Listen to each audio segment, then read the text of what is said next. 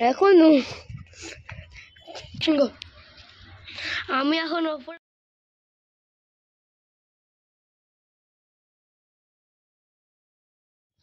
আজকে এই মামা ওপরে এসছে, কাপড় শুকাতে দেখছে। অনেকদিন পর ছাদে এলাম।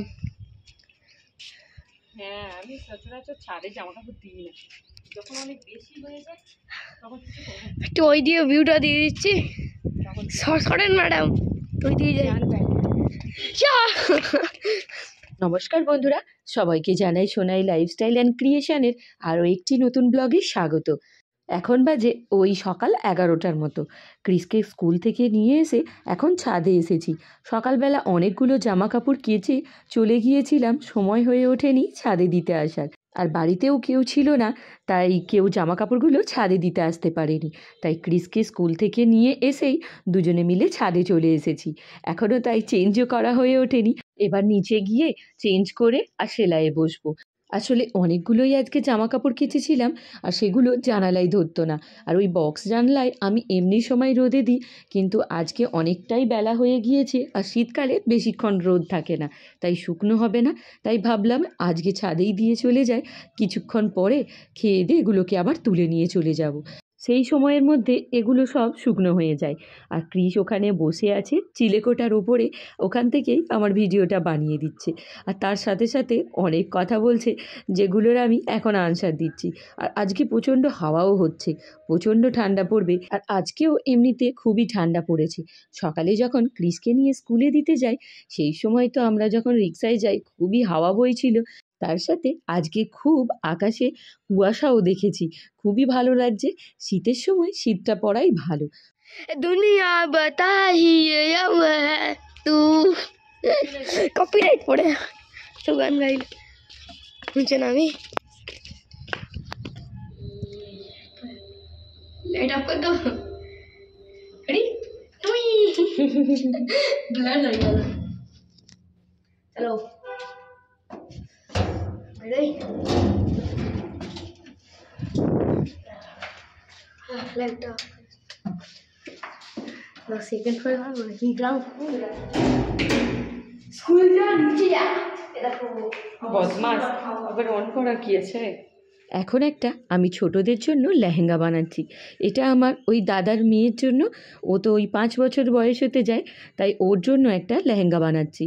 এটা একটা ব্রোকেড পিস ছিল, এই ব্রোকেড পিসে আমি একটা নিজের কুর্তি বানিয়েছি। আর যেটুকা বেঁচে গিয়েছে ওতে ওর জন্য একটা লেহেঙ্গা হয়ে যাবে। আর এটা দেখতেও অনেকটাই সুন্দর, মানে কালারটা এত সুন্দর যে এতে যাই বানাবো তাতেই সুন্দর লাগবে। তো চলুন ওর জন্য এটাই কাটিং করে আপনাদেরকে দেখাই। এটা আমি 10 কালির লেহেঙ্গা বানাচ্ছি।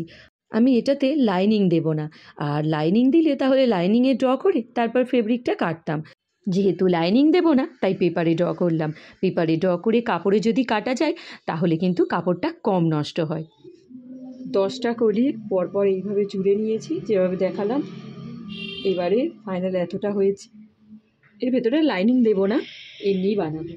এবারে এইটাকে এই ফাইনাল নিচ থেকে জয়েন করব, আর ওপর থেকে 3 ইঞ্চি গ্যাপ রেখে দিয়ে এই পর্যন্ত 3 থেকে 3.5 ইঞ্চি গ্যাপ রেখে আমি নিচ থেকে টাক করে নেব।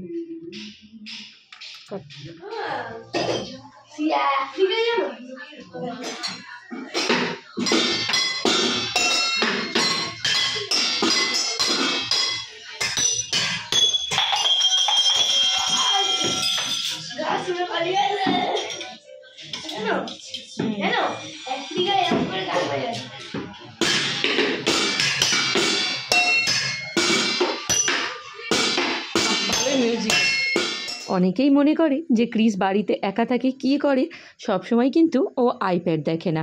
অল্প একটু আইপ্যাড দেখে তার সাথে সাথে এরকম ওর নিজের মতো করেই খেলনা ধুলনা বানিয়ে ফেলে, সেগুলো খেলতে থাকে।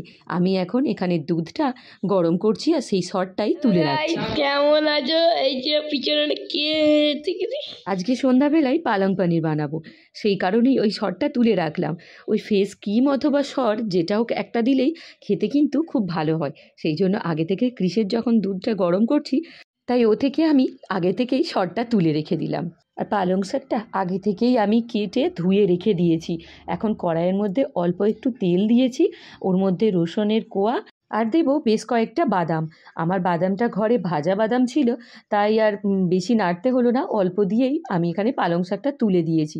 তবে এখানে একটুখানি আমি ভুলে গিয়েছিলাম যে এর সাথে পেঁয়াজ আর একটু বেসন ভেজে নেব, তাই এটা একটুখানি আমি ভাপাতে দিলাম।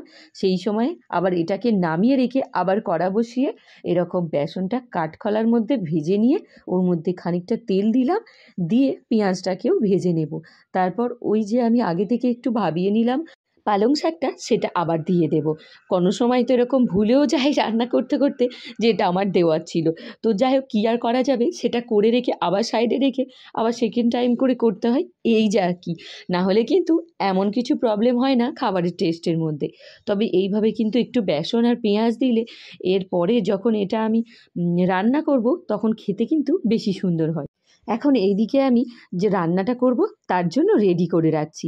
এখানে টমেটো, কাঁচা লঙ্কা, আদা, রসুন, পেঁয়াজ কেটে রাখছি। পেঁয়াজ এখানে ওই মিডিয়াম সাইজের দুটো নিলেই হবে। আর আদা রসুনও এখানে বাটতে হবে না, এগুলো সব গ্রেড করে নেব। চলুন ওগুলোকেও করে নিই একে একে। আর একটা জায়গা এখানে দেখতে পাচ্ছেন, এখন সন্ধ্যাবেলায় স্ন্যাক্সের জন্য যে আমি চিকেন প্রত্যেক সপ্তাহে এনে রাখি, সেই চিকেনগুলোকে একটু পাতলা পাতলা করে কেটে নিয়েছি ওই চিকেন নাগেটস বানাবো বলে। এই সন্ধ্যাবেলায় চিকেন নাগেটস চা সবারই খুব পছন্দ, তাই জন্যই তো আমি আগে থেকেই বেশি বেশি করে চিকেন এনে রেখে দিই, কারণ এই সলিড পিস থাকলে যখন যেটা খেতে ইচ্ছা করবে করা যায়। তো চলুন এখন একে একে ওগুলোকে ভেজে নিই। আর কীভাবে মাখিয়েছি একটু জানিয়ে দিই, এমন কিছুই করতে হয় না। আর এই যে ফ্রিজে ছিল তার জন্য একটু ঠান্ডা ঠান্ডা থাকে, তো পিসগুলোও করতে অনেকটা সুবিধা হয়। এমনি সময় বরঞ্চ অত বাড়িতে পিস করা যায় না ভালো করে। চিকেনটা ওই 15 মিনিটের মতো ম্যারিনেট করে রাখলেই হয়। টক দই, গোলমরিচ, সয়া সস আর ধনে গুঁড়ো দিয়ে আর লবণ দিলে হয়ে যায়। তারপর এই রকম ব্রেড ক্রাম্বের মধ্যে ডুবিয়ে একটা একটা করে ভেজে নিলেই চিকেন নাগেটস রেডি হয়ে যায়। আর এগুলো যেমনই মুচমুচে হয় আর তেমন খেতেও কিন্তু বেশ সুন্দর হয়। ঠিক যেমন KFC-তে খাই ঠিক তেমনই এগুলো দেখতে আর খেতেও হয়। আর অন্যদিকে ক্রিসের জন্য একটুখানি চিকেন ছোট ছোট করে কেটে সেটাও ভেজে রেখেছি, আগামীকাল টিফিনে দেবো। পালক শাকটা যখন সেদ্ধ হয়ে গিয়েছিল সেই সময় আমি কড়াটা বন্ধ করে রেখে দিয়েছিলাম। একটুখানি ঠান্ডা হওয়ার পর তারপরে কিন্তু মিক্সিতে দিয়ে এটা পেস্ট করে নিতে হবে। সঙ্গে সঙ্গে করলে কিন্তু এরকম গাঢ় সবুজ কালারটা হবে না। তাই যখনই এটা ভাবাবে তারপর কিছুক্ষণ রেস্ট হতে দেবে যাতে ওটা একটু ঠান্ডা হয়ে যায়। তারপরে কিন্তু এরকম মিক্সিতে দিয়ে ঘোরাতে হবে, তাহলে এরকম সুন্দর কালারটা আসবে। দেখো কত সুন্দর সবুজ লাগছে, তাই না? চলো এবারে ওই যে কড়াটার মধ্যে তেল ছিল ওই তেলের মধ্যেই আমি পনিরটা ভেজে নিচ্ছি, হালকা করে ভেজে নিচ্ছি। এখানে ভাজলেও হয়, না ভাজলেও চলে, তবে আমি এখানে অল্প একটু হলুদ দিয়ে ভেজে নিলাম। আমি আমাদের 4 জনের পালং পনির বানানোর জন্য এখানে ওই 500-র মতন পালং শাক নিয়েছিলাম। তবে অল্প হলেও কিন্তু হয়ে যেত। পনিরটা ভেজে অল্প একটু জলের মধ্যে রেখেছিলাম যাতে ওটা আবার হার্ড না হয়ে যায়। এখন কড়াইয়ের মধ্যে তেল দিয়ে দিলাম। এবার ওই তেলের মধ্যেই তেজপাতা, গোটা গরম মশলা আর আগে থেকেই যে ছোট ছোট করে কুচি করে রেখেছিলাম আদা আর রসুন, সেটা দিয়ে একটু ভেজে নিয়ে তারপর পেঁয়াজ কুচি দিয়ে দেবো। পেঁয়াজটাও যখন নরম হয়ে আসবে ঠিক সেই সময় টমেটোটা দিয়ে দেবো। এখানে কিন্তু খুব একদম যে মশলা কষার মতো কষলে হবে না, একটু যেন গোটা গোটা ভাব থাকে। তাই অল্প একটুই নাড়াচাড়া করব, সেই জন্য যতটা পেরেছি ছোট ছোট করে কেটেছি। আমি এমনিতেও যে কোনো রান্না যখন করি তখন আমি ওই পেঁয়াজ, টমেটো ওগুলোকে একটু ছোট ছোট করেই কাটি যাতে তাড়াতাড়ি কড়াইয়ে দিলে গলে যায়। চলুন আমি অল্পই ভেজেছি, আপনারা দেখতে পেলেন এখানে। এরপর টমেটোটাও দিয়ে দিলাম।